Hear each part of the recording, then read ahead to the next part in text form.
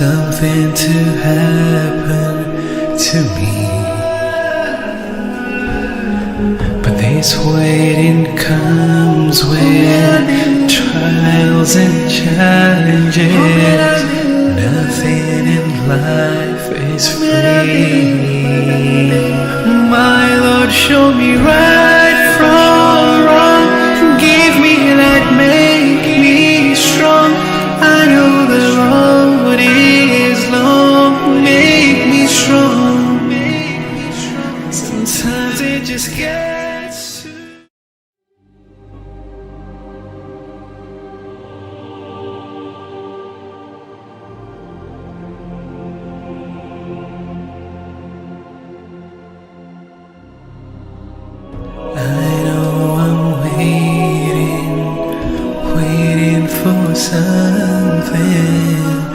something to happen to me. But this waiting comes with trials and challenges. Nothing in life is free. My Lord, show me right from wrong. Give me light, make me strong. I know the road is long. Make me strong. Sometimes it just gets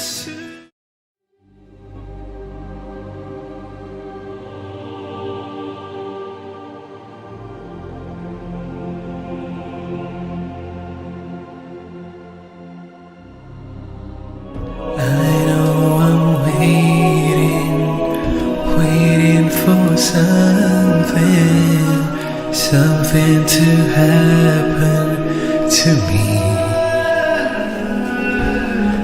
But this waiting comes with trials and challenges.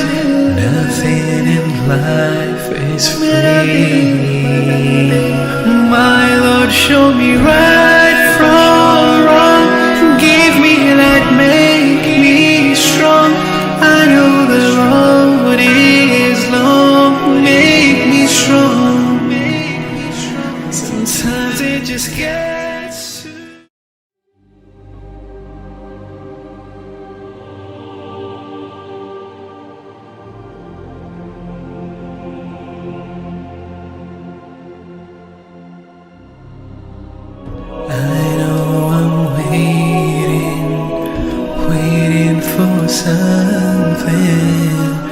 something to happen to me.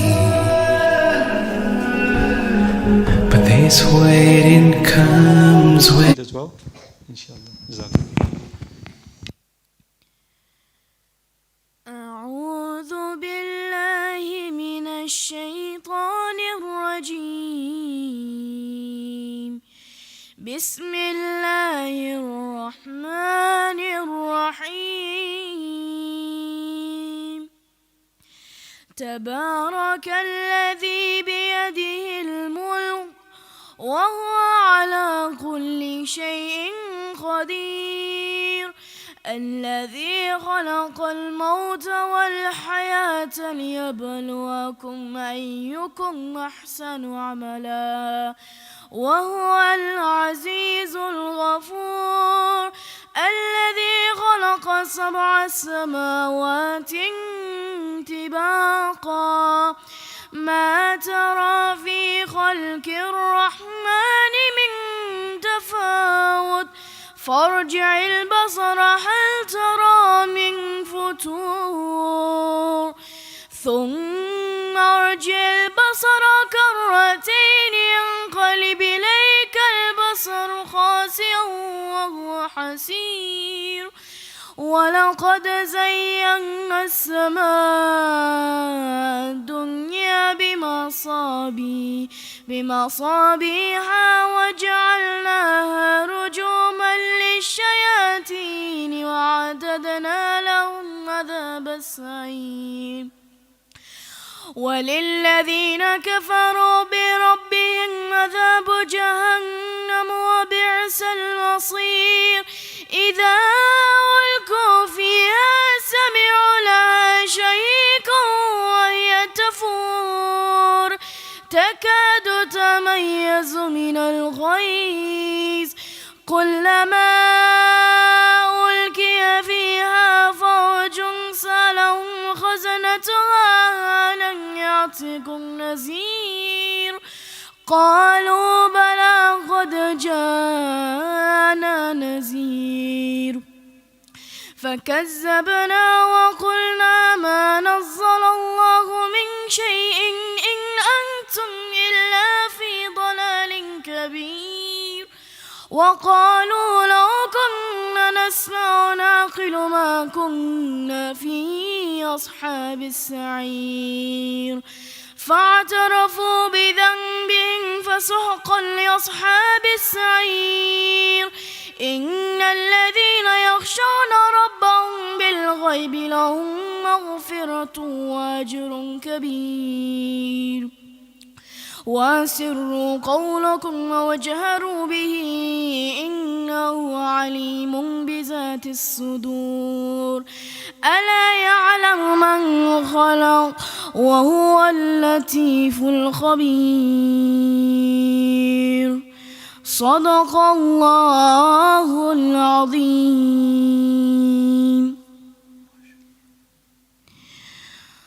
صلى الله على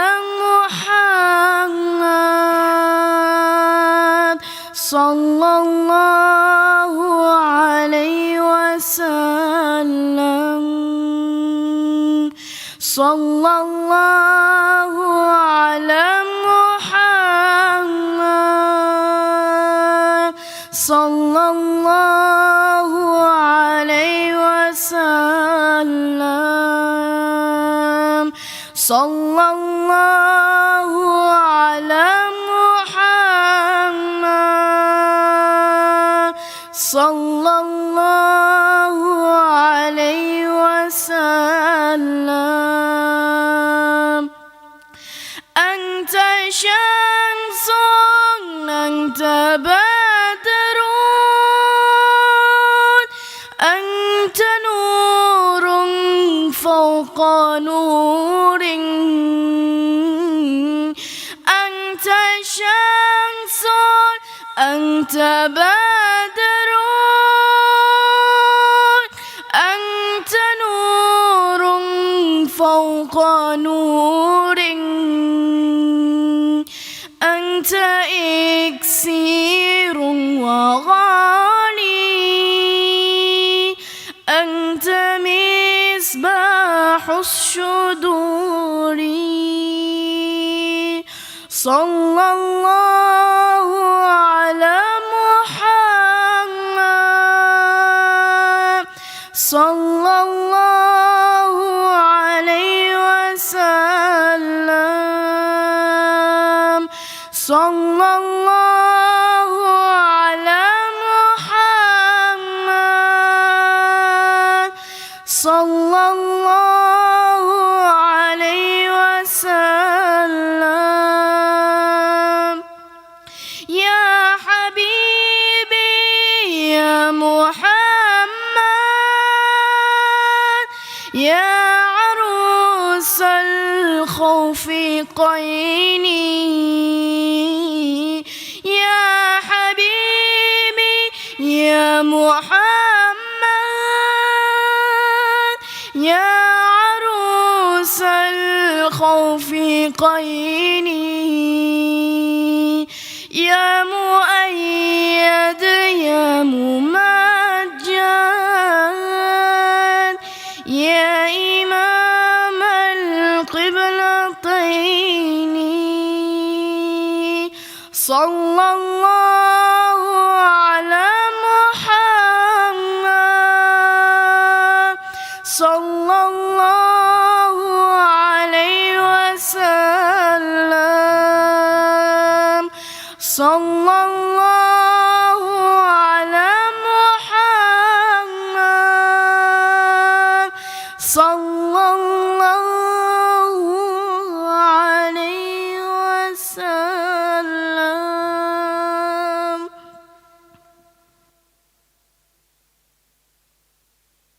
إن الحمد لله نحمده ونستعينه ونستغفره ونعوذ بالله من شرور أنفسنا ومن سيئات أعمالنا من يهده الله فلا مضل له ومن يضلل فلا هادي له وأشهد أن لا إله إلا الله وحده لا شريك له وأشهد أن محمدا عبده ورسوله أما بعد والسابقون السابقون أولئك المقربون في جنات النعيم. Alhamdulillah, for those of us who are here today and those watching online, we're still very blessed and fortunate to be alive in this blessed month of Rajab. And inshallah in 1 week or two, it will be Sha'ban and then followed by Ramadan. So these three blessed months are very unique in their own way. The three combined together. You see, unfortunately with this pandemic there are people who are no longer here with us. Those people, perhaps they were hoping for Ramadan, but they will never see it again. And a few weeks ago, Ustadh Suffian talked about the acts of worship a person can do to benefit with this month.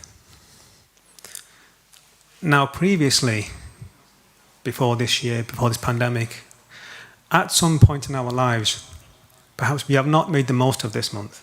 Perhaps we have not made the most of Ramadan. Something has been deficient, there's been something lacking. And this something, it could be many things, it could be one thing. But I just want to touch upon one thing today that could be a cause, could be the cause, could be the root cause of the reason why perhaps myself and yourself have not quite made the progress we should have made. You see, the Prophet ﷺ, they talked about when a person lives in this world, it's okay to have a lawful job, it's okay to have land, it's okay to have property and health and all these things the world has to offer, provided that all of these dunyawi things stay within our hands and never enter the heart. They talked about this, that you can have all these things legally acquired, but always keep them in your hands. Never ever let any of these dunyawi things enter the heart. The heart wasn't made for this. The heart was made for something bigger. You see, people, Muslims as well as non-Muslims, they live their life according to their own guidelines, according to what they think is success. But we have the greatest role model to follow. We have their words, we have their sunnah to follow. Anybody who used this particular hadith that I've just tried to translate, anybody who uses this will truly be successful. And evidence of a person applying this particular guidance can demonstrate this, because you look at all of the messengers, all of the prophets, all of the Sahabi, all the companions, the Tabi'een, the awliya, all the righteous and pious, they were like this. This was their state. We had caliphs, we had kings, we had rulers of the army. They had so much, but they never ever allowed any of these material possessions enter their heart. Proof of this was when a legal ruling came down, they left this because they knew it was haram easily. They didn't think twice, they easily left this. When the time came for salah, they left their work easily. No ifs or buts, no excuses. The command of Allah was paramount. It came first. You look at some of the companions which I mentioned today, Hazrat Uthman ibn Affan, after they were martyred, an account was made as to what they possessed. Materialistically, what did they possess, what did they earn in their lives? Now you listen to how much they actually accrued, because they were a billionaire by today's standards. By the time they were martyred, it was recorded that they had 100,500 golden dinar, 500,000 pieces of gold. They had 1 million silver dinar, 1 million. And we're talking almost 1,500 years ago. They had 1,000 horses, 1,000. Their estate alone was worth 200,000 dinar. And yet they never let a single dinar enter their heart. It stayed in their hands. You look at Hazrat Khalid ibn Walid, the commander of the Muslim armies. When the time came to be demoted, to lose their rank, to lose their station, and become an ordinary soldier, it didn't change one thing. They said themselves, I can do my job as a soldier as I did when I was a general, because they never ever let their status enter their heart. It stays in their hand. So we have to ask ourselves, what do we have and what are we allowing our heart to be misguided? Some people, it's name and fame, it's ego, nafs, all these things. Some people, it's money. Like our blessed teacher teaches us that we don't want to be egocentric. The center of us shouldn't be the ego, shouldn't be money. We shouldn't be money-centric. We shouldn't be health freaks and all these things. No, we should be Allah-centric people. The heart was only made for Allah subhanahu wa ta'ala. At the center of all of our actions, all of our dealings, everything in the way we live, the central theme should be Allah subhanahu wa ta'ala, pleasing Him and remembering Him. You see, being a millionaire is fine, being a billionaire is fine, provided it's earned legally, lawfully. But if a person thinks, just because I'm a millionaire or a billionaire, or I've made money, or I'm self-made, if they think that's success, then they're wrong. If a person thinks I'm very healthy, fit and strong and all these things, I'm successful, then they're wrong. If a person thinks I've got so many children, I've got so much property, I'm successful, they're wrong. You see, our blessed teacher has defined what success is. They've given us the definition. The best definition of success is not if you are happy. Success is if Allah subhanahu wa ta'ala is happy with you. Success, for me, if Allah subhanahu wa ta'ala is happy with me. It's not how I feel. It's not what I think is success. No. To be successful is for Allah subhanahu wa ta'ala to be happy with me and you and all of us. So we have to get these misconceptions out of our head. Yes, you may have a lot of property and these things. That's fine. That's all jaiz, alhamdulillah, if it's legal. But to get this idea out of our heads and our hearts that this is not really success. No. You see, I can recall when I initially started off my Islamic studies and my teacher, Dr. Sharleman, Imam Qais, very early on, we were discussing, I can't remember how we got to this, and I don't know whether Omar, you were there. We talked about a drug addict. We were talking about a drug, what they call a druggie. And I remember they said that never ever look down upon a drug addict. Even if they're taking the drug in front of you, never look down upon the person. Why? Because you see, the drug addict, they will do absolutely anything to get that drug. This is how badly they want this drug. Yes, obviously this is a harmful thing, it's haram, of course. But the fact that this person is so motivated, it says something about the person. Now, I don't know whether we have any people here who are addicted to money, who are addicted to name and fame. I don't know. That's not my business. But let's just think about this. Let's just think of a drug addict. Let's think of a woman. She has a family, has a job, a career, etc. But the moment she turns to drugs, she will not go to work to get high off the drug. She will be willing to leave her husband just to take the drugs. She will give up her children that she gave birth to get the drugs. She was a drug addict. See, addiction itself is not a bad thing, provided you are addicted to the right thing. Drugs, name, fame, money, all these are waste of time to be addicted to. And I remember my teacher saying that if we could take this addiction, this drive, this motivation, and redirect it away from something harmful like a drug, and redirect it to something beneficial like Allah subhanahu wa ta'ala, how successful do you think this person will become? Instead of becoming a drug addict, what if we could become an Allah addict? What if we could become addicted to pleasing Allah subhanahu wa ta'ala all day, every day? What if we could become addicted to being in the remembrance of Allah subhanahu wa ta'ala 24/7?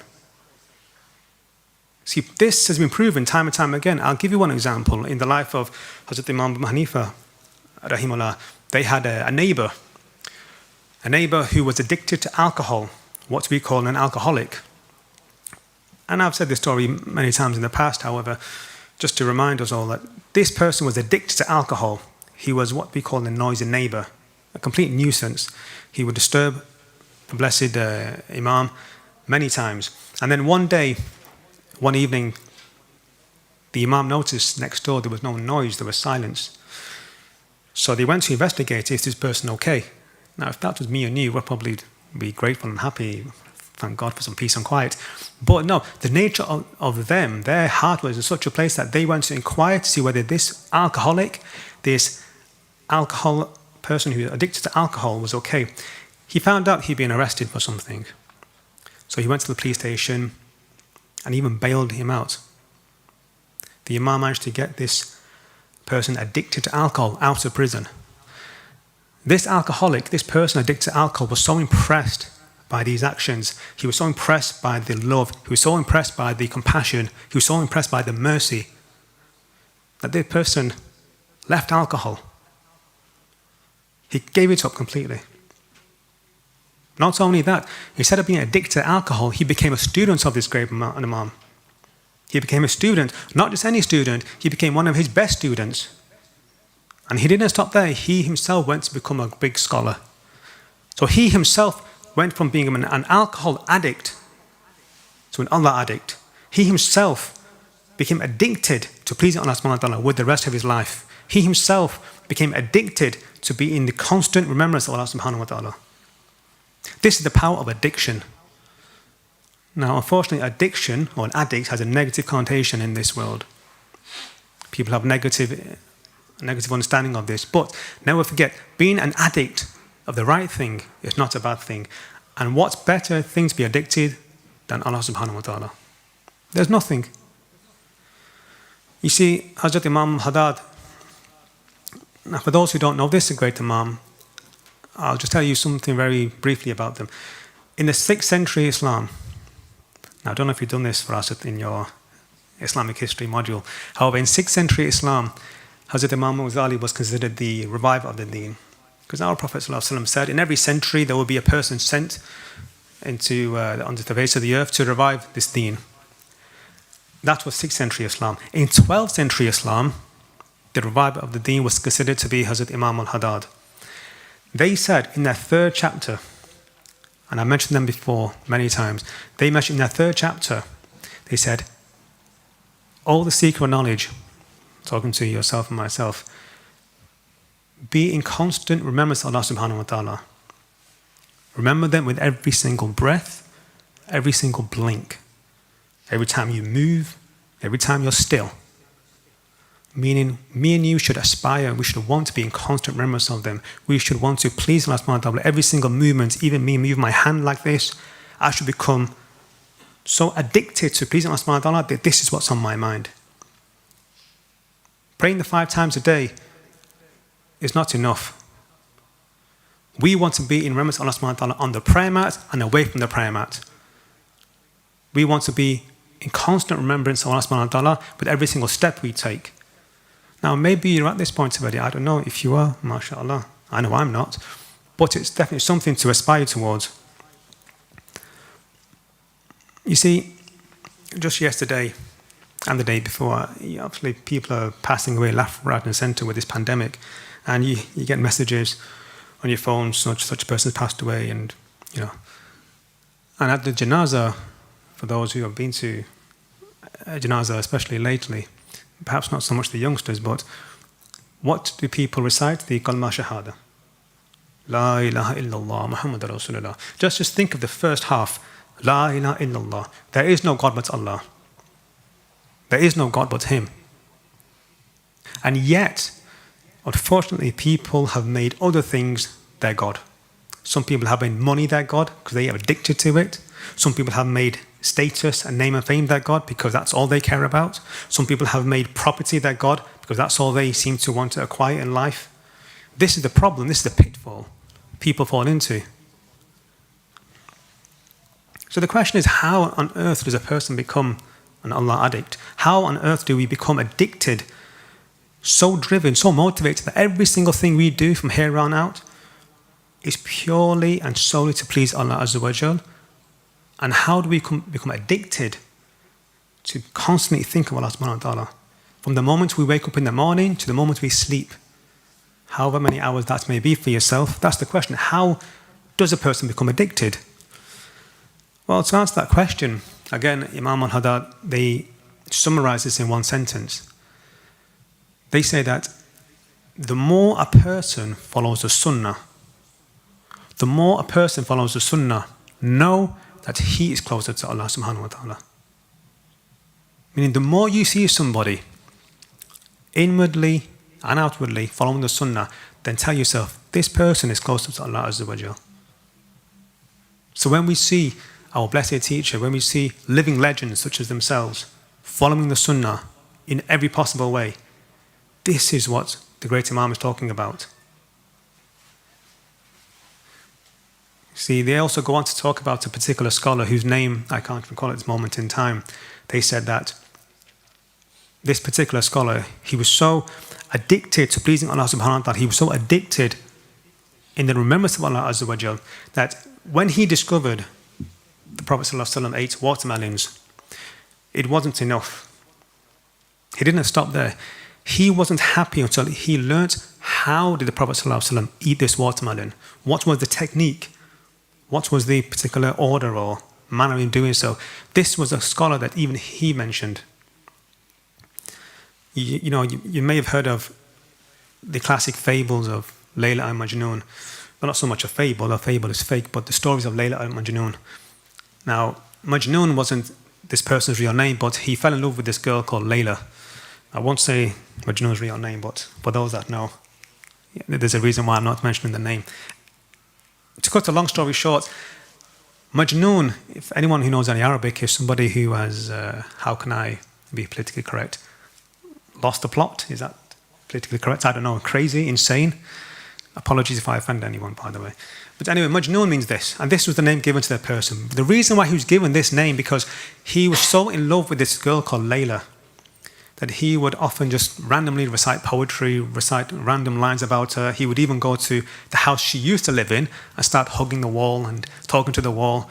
And somebody asked him, what are you doing? Why are you talking to a wall? He goes, it's not the wall I'm in love with, it's the woman that used to live inside these walls. Anyway, this is the kind of love he had for this girl. But we can already understand that we can take lessons from this person, even though he wasn't quite there, not a full shilling, as they say. That if we replace these kind of loves for things in the dunya and replace it with the greatest single love of all, Allah subhanahu wa ta'ala, then don't you think Allah Azza wa Jalla will be happy with us? You see, Hazrat Maulana Jalaluddin Rumi, they talk about loving Allah subhanahu wa ta'ala time and time again, and I'll just give you a couple of their teachings. They say that remember Allah subhanahu wa ta'ala so much. He's talking to me and you here. He said that remember Allah Azza wa Jalla so much that you even forget yourself. This was the state they were at. This is the state of the righteous and pious. And this is the state that everybody here should be aiming for. We shouldn't aim for anything less. They go on to say that give your life to the one who even owns your breath and owns every single moment of yours. They say give your life to Allah Azza wa Jal. Don't you think He'll be happy? Don't you think you'll be successful in return, inshallah?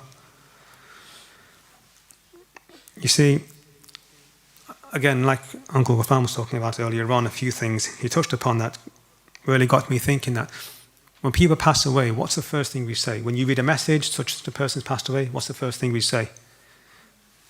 Go on, Hassan. MashaAllah. Inna lillahi wa inna alayhi raji'un. Let's just think about this. What does this mean in English? A translation could be, from Allah subhanahu wa ta'ala we came, from Allah subhanahu wa ta'ala we will return. Would that be an accurate or fair translation? Ustadh Raj? Yeah? So, from Allah subhanahu wa ta'ala we came, and from Allah subhanahu wa ta'ala we will return. Two facts of life. This is a fact. Now, let's just think about this. If we came from Allah subhanahu wa ta'ala, and if we're going to return to Him one day, doesn't it make sense to spend this very short period of time in between constantly trying to please them? Doesn't it make sense to spend that very short period of time trying to be in the constant remembrance of Allah subhanahu wa ta'ala?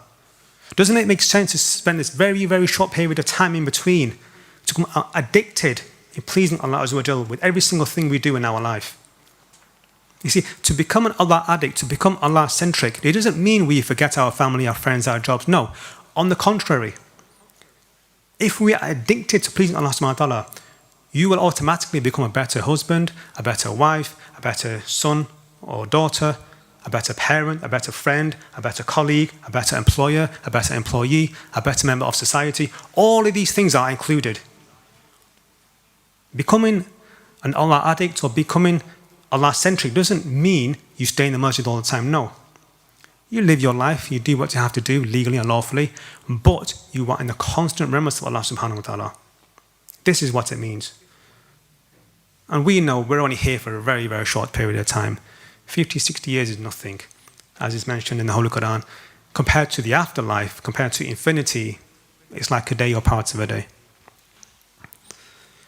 You see, there's an old fable, it's called Vanity Fair. It's about Vanity Fair. Now, I don't know if anybody's familiar with this. It's normally taught to children, but, well, it used to be anyway.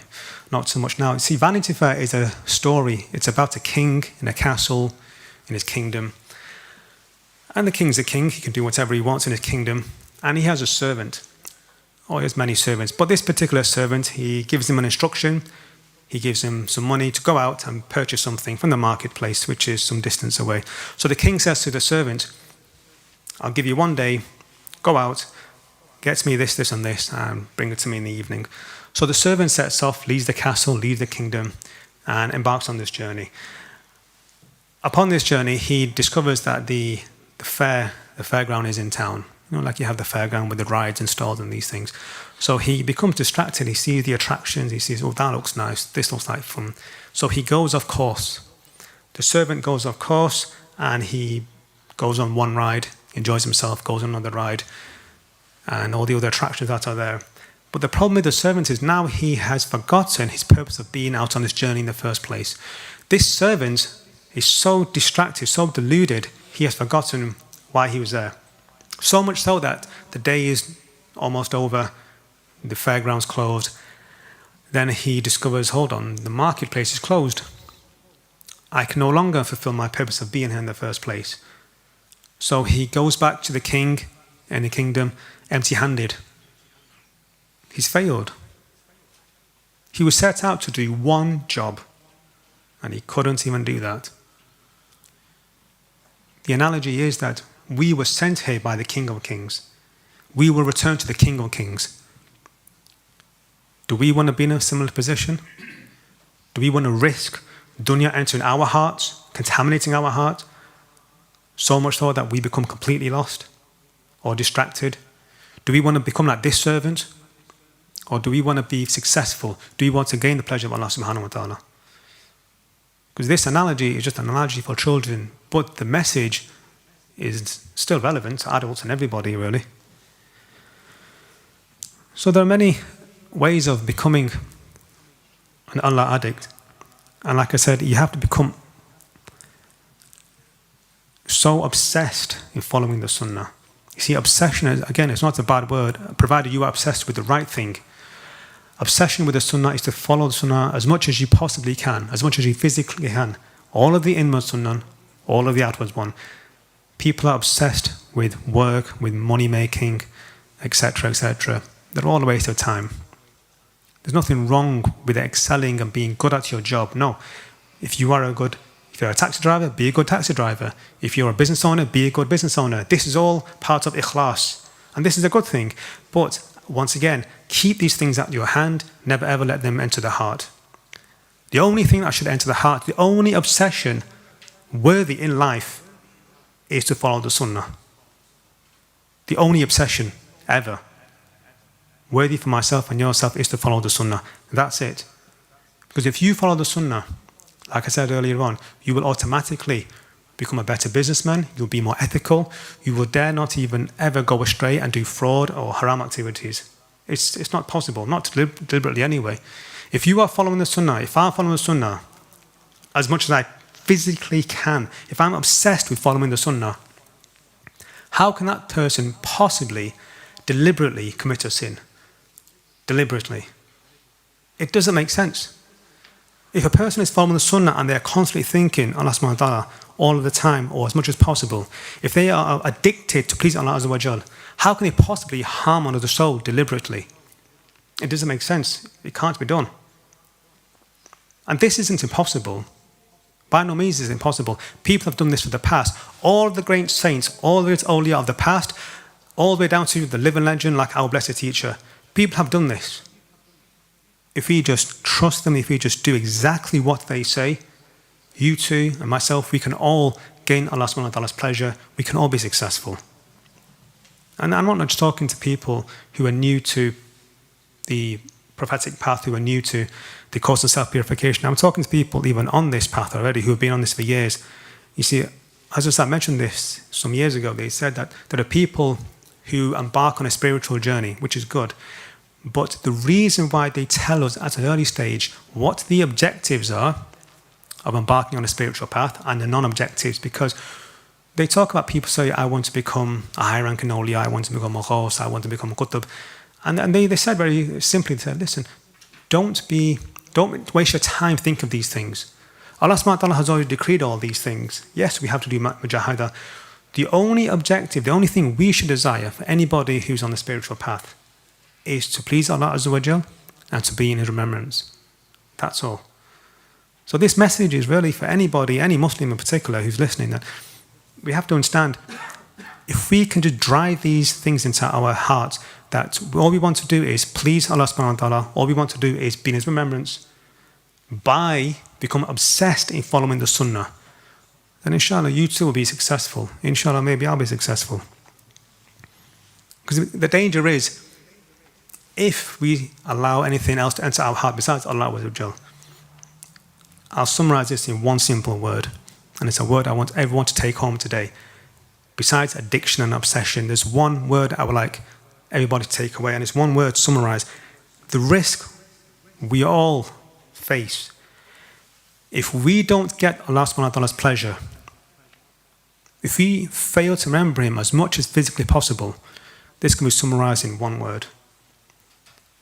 And this one word is mentioned in the Holy Quran time and time again.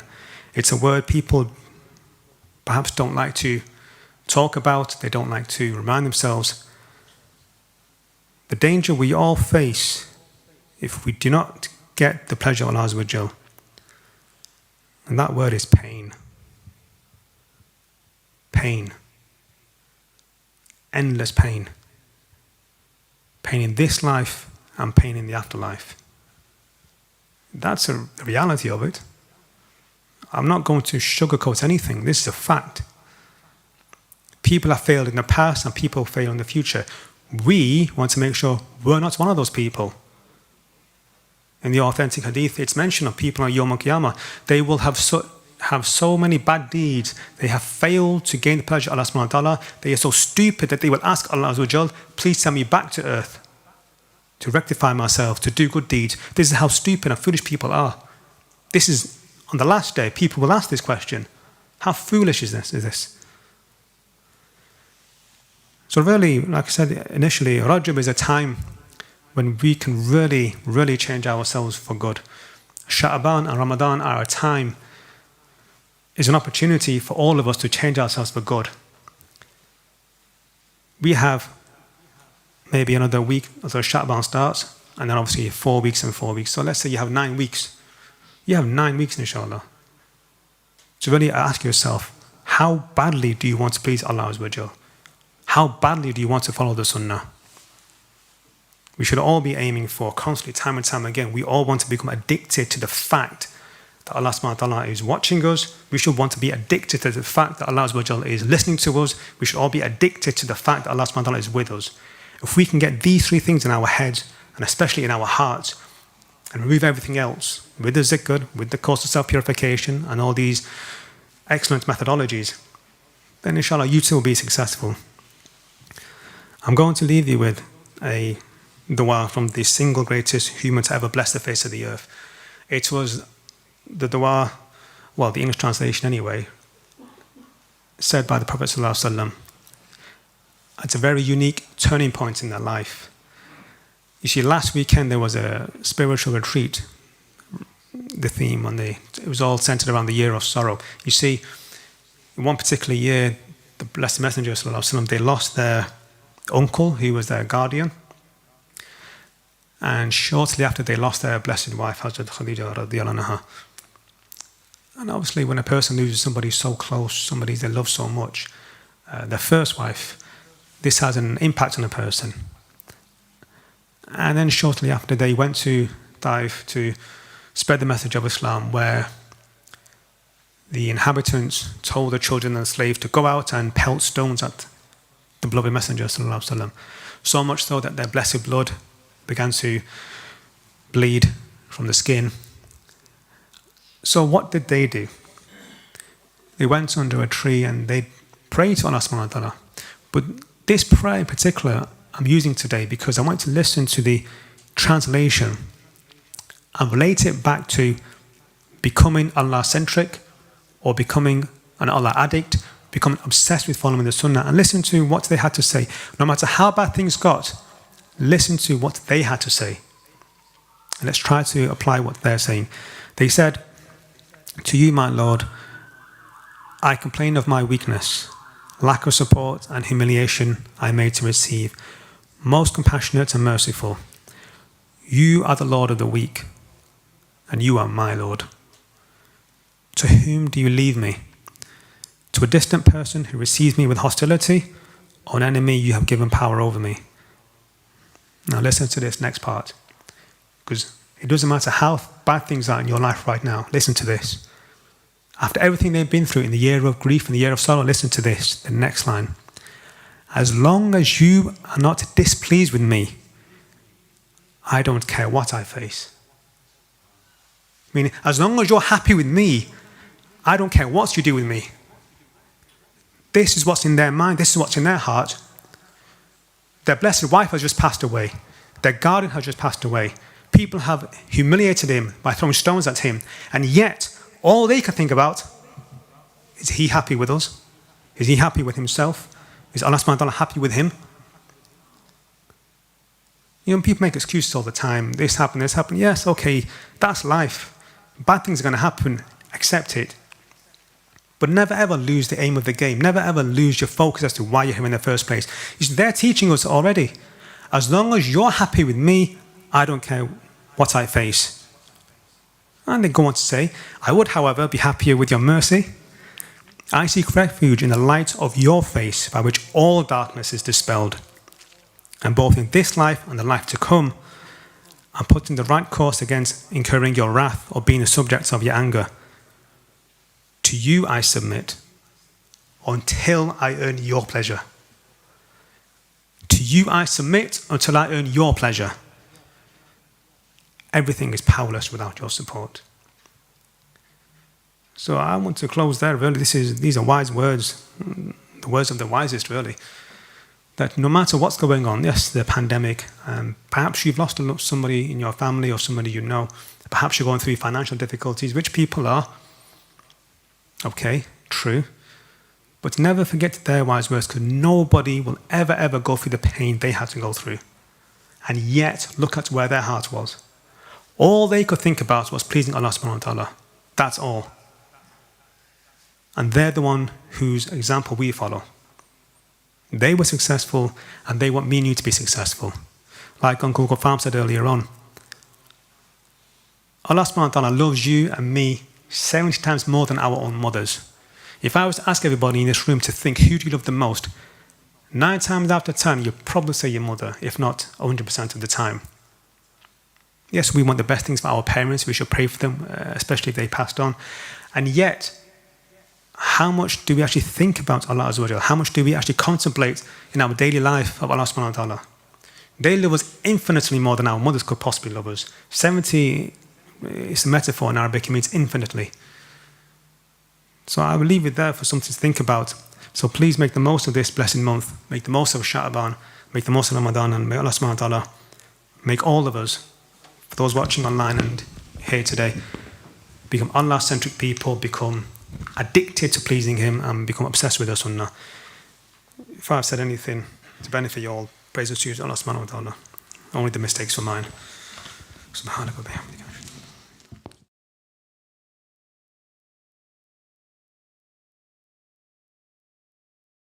For the beneficial nasiyah.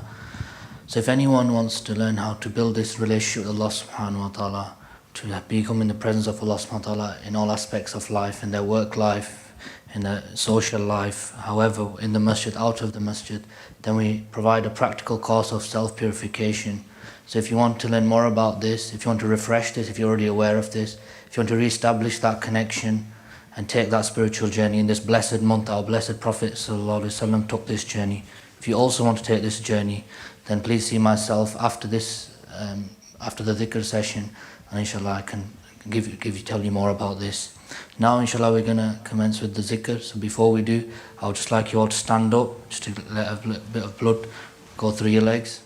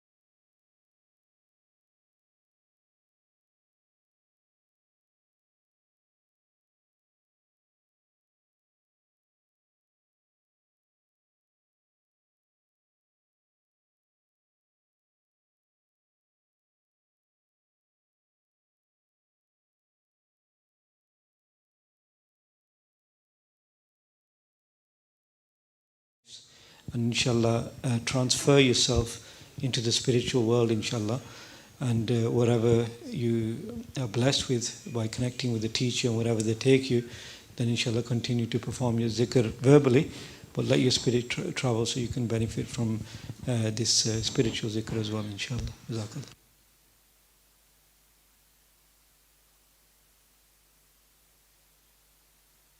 أعوذ بالله من الشيطان الرجيم.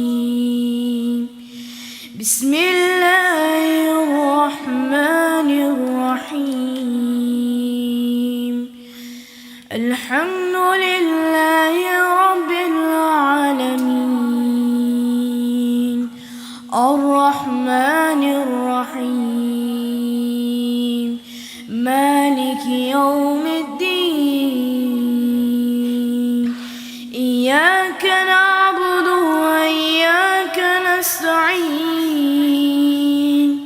اهدنا الصراط المستقيم. صراط الذين أنعمت عليهم غير المغضوب عليهم ولا الضالين.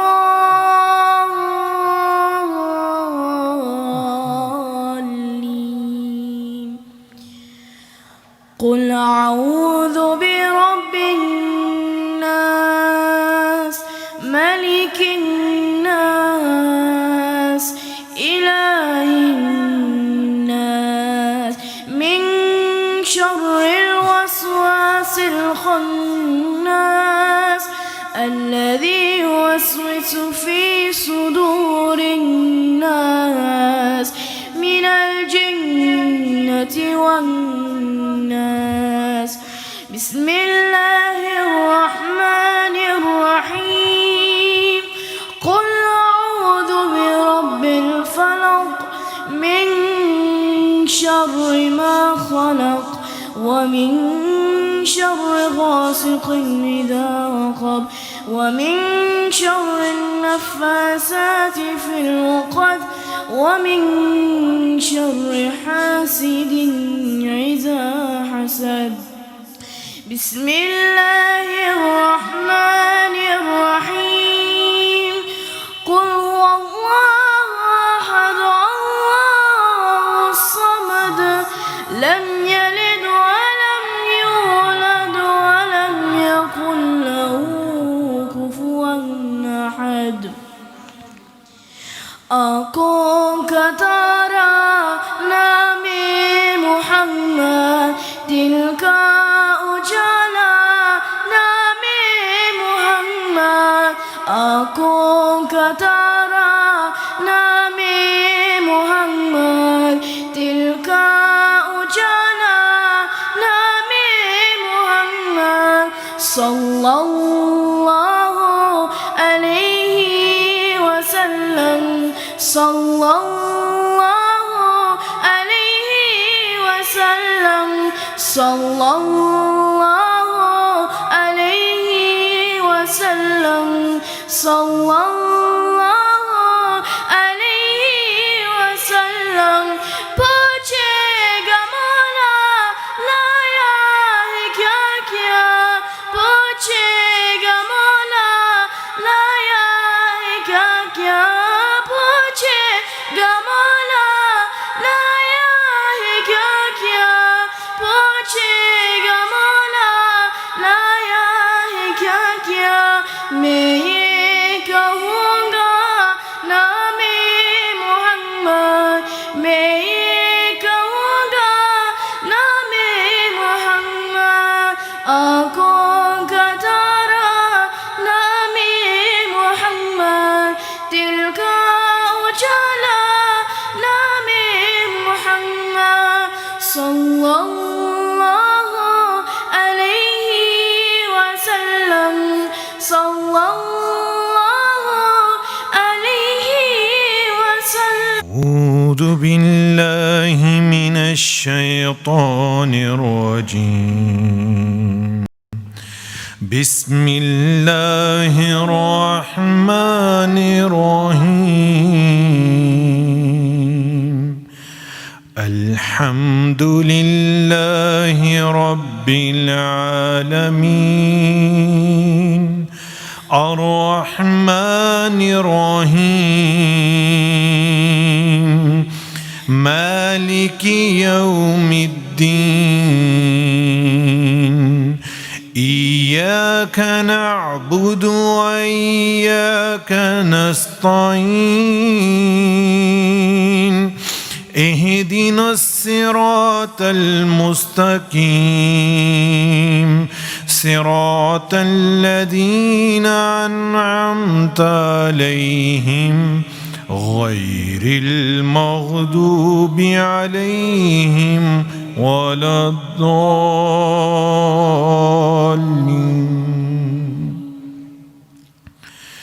بسم الله الرحمن الرحيم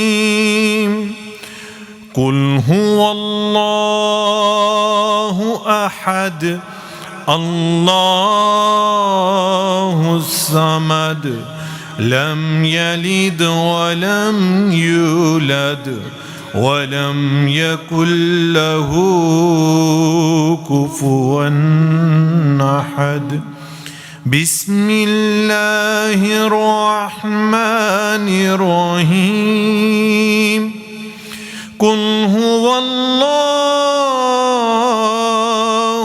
أحد الله الصمد لم يلد ولم يولد ولم يكن له كفوا أحد بسم الله الرحمن الرحيم قل هو الله أحد الله الصمد كفوا أحد صدق الله العظيم